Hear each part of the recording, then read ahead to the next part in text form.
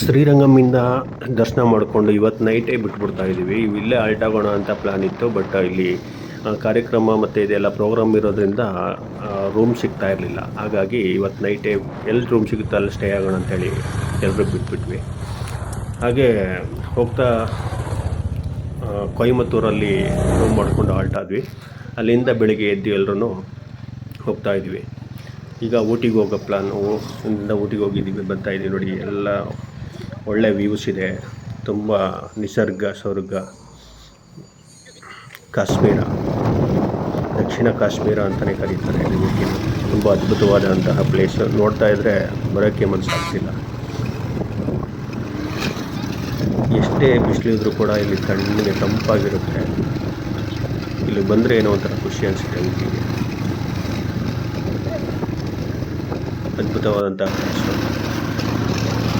ಎಷ್ಟೇ ಕೆಲಸ ಮಾಡಿ ಏನೇ ಸ್ಟ್ರೆಸ್ ಆದ್ರೂ ಕೂಡ ಒಂದು ರೌಂಡ್ ಇಲ್ಲಿ ಬಂದು ಓಡಾಡ್ಕೊಂಡು ಹೋಗ್ಬಿಟ್ರೆ ಮೈಂಡ್ ಫುಲ್ಲು ಫ್ರೀ ಆಗುತ್ತೆ.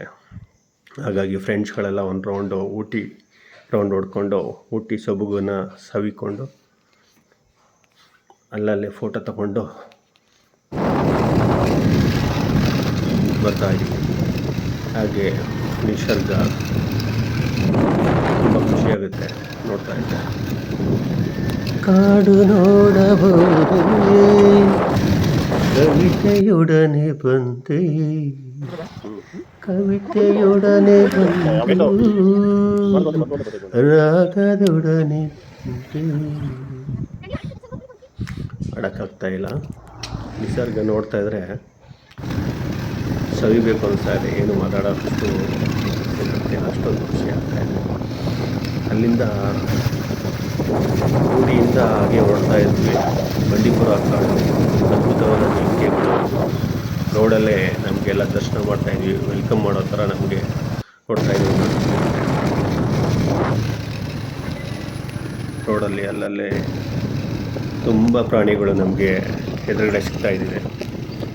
ನವಿಲುಗಳು, ಜಿಂಕೆಗಳು, ಸಾರಂಗಗಳು, ಕರಡಿಗಳು.